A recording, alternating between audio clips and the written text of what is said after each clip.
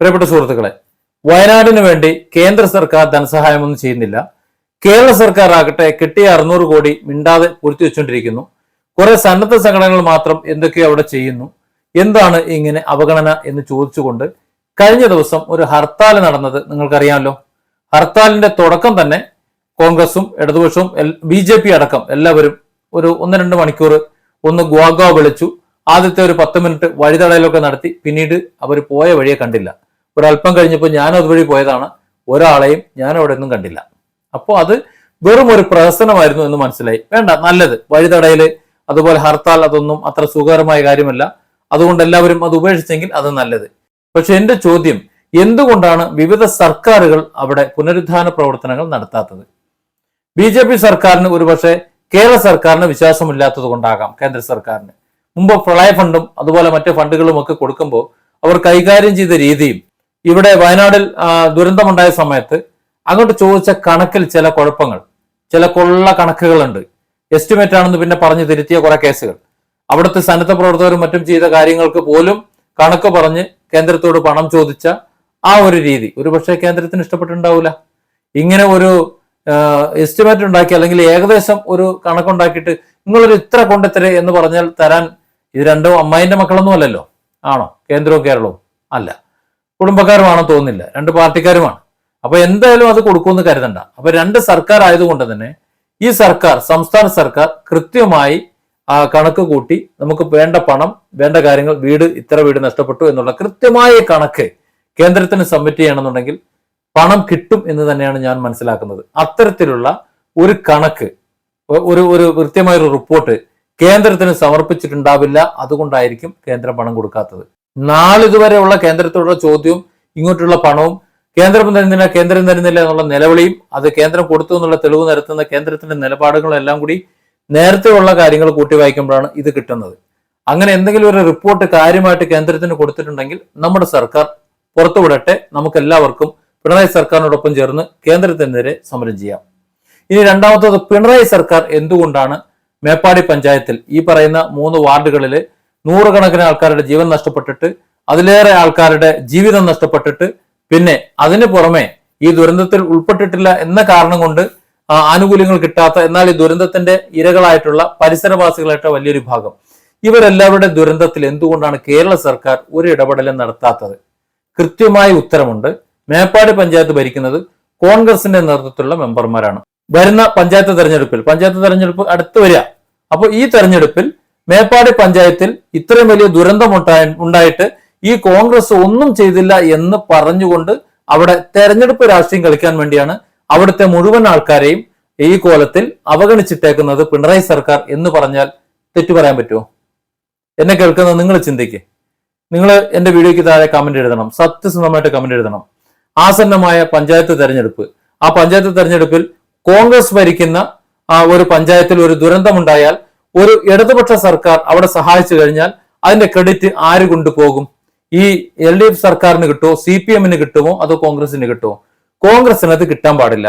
അതുകൊണ്ട് തന്നെ ഈ പഞ്ചായത്ത് തെരഞ്ഞെടുപ്പിന് മുമ്പ് എന്തെങ്കിലും പുനരുദ്ധാന പ്രവർത്തനങ്ങൾ അവിടെ നടക്കും എന്ന് കരുതിയാൽ അത് തെറ്റാണ്. ഒരുപക്ഷെ CPM ഭരിച്ചിരുന്ന പഞ്ചായത്തായിരുന്നുവെങ്കിൽ, ഈ മേപ്പാടി എന്ന് പറയുന്ന പഞ്ചായത്തിന്റെ ഭരണം CPM ആയിരുന്നു ഭരിച്ചിരുന്നുണ്ടെങ്കിൽ ഒരു 300 കോടിയെങ്കിലും അവർ അടിച്ചു മാറ്റി അതിൽ നിന്ന് ഒരു 5 കോടിയെങ്കിലും അവിടെ ചെലവഴിക്കുമായിരുന്നു. അത് ചെയ്തിട്ടില്ല. ഇതാണ് നമ്മൾ ചിന്തിക്കേണ്ട കാര്യം. മേപ്പാടി പഞ്ചായത്ത് ഭരിക്കുന്നത് കോൺഗ്രസ് ആയതുകൊണ്ട് ഈ കോൺഗ്രസിന്റെ ഭരണത്തിന് കീഴിലുള്ള ആ പ്രദേശത്ത് ദുരന്തമുണ്ടായാൽ CPM സർക്കാർ മുഖ്യമന്ത്രിയുടെ ദുരിതാശ്വാസ നിധിയിലേക്ക് വന്ന പണമെന്നല്ല, ഏത് പണം വന്നിട്ടും കാര്യമില്ല, അത് സർക്കാർ കാര്യം മുറ പോലെ അങ്ങോട്ട് നടക്കും. ഇനി അടുത്ത പഞ്ചായത്ത് തെരഞ്ഞെടുപ്പ് വന്ന് അവിടെ CPM അധികാരത്തിൽ വന്നാൽ ഒരു 2 മാസം കൊണ്ട് പണം അടിച്ചു മാറ്റലും അവിടുത്തെ വികസന പ്രവർത്തനങ്ങളും എല്ലാം നടക്കും. പിന്നെ ഒരു കാര്യം എന്ന് പറയുന്നത് വീടുകളുടെ നിർമ്മാണമാണ്. വീടുകളുടെ നിർമ്മാണം എന്ന് പറയുമ്പോൾ സന്നദ്ധ സംഘടനകൾ കണ്ടമാനം കൊടുക്കാന്ന് പറഞ്ഞതുകൊണ്ട് അതൊന്നും വേണ്ട എന്ന് പറഞ്ഞുകൊണ്ട് സർക്കാർ 4 ലക്ഷം രൂപയുടെ വീട് അല്ലെങ്കിൽ ചോർന്നൊലിക്കുന്ന പുത്തുമലയിലും കാളപ്പാറയിലും ഉണ്ടാക്കി കൊടുത്ത വെയിലും മഴയും കൊണ്ട് ജീവിക്കാൻ കഴിയാത്ത അതരത്തിലുള്ള വീടുണ്ടാക്കുന്ന ജനങ്ങൾക്ക് താല്പര്യമില്ലാത്തത് കൊണ്ട് ഇവർക്ക് അതിൽ താല്പര്യമില്ല. സർക്കാർ എന്ന് പറയുന്ന നമ്മുടെ ജനപ്രതിനിധികൾ, അവർക്ക് അടിച്ചു മാറ്റാൻ കോടികൾ കിട്ടില്ലല്ലോ. അപ്പൊ അതുകൊണ്ട് അവർക്ക് വീടുണ്ടാക്കി കൊടുക്കാനും താല്പര്യമില്ല. ചുരുക്കം പറഞ്ഞാൽ അത് കോൺഗ്രസ് ആണ് അവിടെ ഭരിക്കുന്നത് എന്നതാണ് പ്രധാന കാരണം. രണ്ടാമത്തത് അടിച്ചു മാറ്റാൻ നിവൃത്തിയില്ല എന്നുള്ളതാണ്. ഇത് മനസ്സിലാക്കിക്കൊണ്ട് അവിടെയുള്ള CPM അണികളും അതുപോലെ കോൺഗ്രസ്സുകാരും എല്ലാം പിണറായി സർക്കാരിനെയാണ് എതിരെയാണ് പ്രധാനമായും സമരം ചെയ്യേണ്ടത്. പഞ്ചായത്ത് തെരഞ്ഞെടുപ്പിനുള്ളിൽ അവിടെ എന്തെങ്കിലും തരത്തിലുള്ള പ്രവർത്തനങ്ങൾ തുടങ്ങും എന്ന് കരുതിയാൽ മണ്ടത്തരമാണ്. അടുത്ത തെരഞ്ഞെടുപ്പ് കഴിഞ്ഞാൽ ഒരുപക്ഷെ കോൺഗ്രസ് തന്നെയാണ് വീണ്ടും അധികാരത്തിൽ വരുന്നതെങ്കിൽ വീണ്ടും നീളും. അപ്പോൾ നിങ്ങൾ ഇടതുപക്ഷത്തിന് വോട്ട് തരൂ. ഇടതുപക്ഷത്തിന് വോട്ട് ചെയ്തെന്ന് കഴിഞ്ഞാൽ നിങ്ങൾക്ക് നിങ്ങളുടെ പ്രവർത്തനങ്ങളും മറ്റു കാര്യങ്ങളും എല്ലാം ചെയ്തു തരാം, ഞങ്ങൾ നിങ്ങൾക്ക് വീട് തരാം, ഞങ്ങൾ നിങ്ങൾക്ക് സ്ഥലം തരാം, ഞങ്ങൾ തേനും പാലും ഒഴുക്കാം, മറ്റു കാര്യങ്ങളെല്ലാം ചെയ്യാം എന്ന് നിങ്ങൾക്ക് ഈ തെരഞ്ഞെടുപ്പിന് തൊട്ട് മുമ്പ്, അതായത് പഞ്ചായത്ത് തെരഞ്ഞെടുപ്പിന് മുമ്പ് നിങ്ങൾക്ക് വാഗ്ദാനങ്ങൾ കിട്ടും. ഇത് കേട്ട് വിശ്വസിച്ച് നിങ്ങൾ മേപ്പാടി പഞ്ചായത്ത് ഇടതുപക്ഷത്തിന് കൊടുക്കും എന്നാണ് ഈ കൂശ്മാണ്ഡങ്ങൾ വിചാരിച്ചുകൊണ്ടിരിക്കുന്നത്. ഇതാണ് അതിന്റെ കാരണം. അവിടെ CPM ആയിരുന്നു ഭരിച്ചിരുന്നെങ്കിൽ എന്തെങ്കിലുമൊക്കെ നടന്നേനെന്ന് എനിക്ക് തോന്നുന്നുണ്ട്. ഇത് കോൺഗ്രസിന് എന്തെങ്കിലും കൊടുത്താൽ ആസന്നമായ പഞ്ചായത്ത് തെരഞ്ഞെടുപ്പിൽ കോൺഗ്രസ് അതിന്റെ ക്രെഡിറ്റ് എടുത്തുകൊണ്ട് പോകും എന്ന ഒരൊറ്റ കാരണം കൊണ്ടാണ് പിണറായി ഒന്നും ചെയ്തു കൊടുക്കാത്തത്. എന്തു തോന്നുന്നു നിങ്ങൾക്ക്? ഈ ദുരന്തത്തിലും ഈ ദുരിതത്തിലും ഈ രാഷ്ട്രീയം കാണുന്ന ഇവറ്റകളെ എന്താണ് നമ്മൾ വിളിക്കേണ്ടത്? അവിടെ നൂറുകണക്കിന് ആൾക്കാർക്ക് എന്ത് ചെയ്യണമെന്ന് അറിയില്ല. ഞാൻ കഴിഞ്ഞ ദിവസം പോയി നേരിട്ട് കണ്ടതാണ്. വീഡിയോകൾ എടുത്ത് ഇങ്ങനെ പ്രദർശിപ്പിക്കാൻ മനസ്സ് വരുന്നില്ല. അത്രത്തോളം ഹൃദയഭേദകമാണ് അവിടുത്തെ കാഴ്ചകൾ. എങ്ങനെ മുന്നോട്ട് പോകണമെന്ന് അറിയില്ല.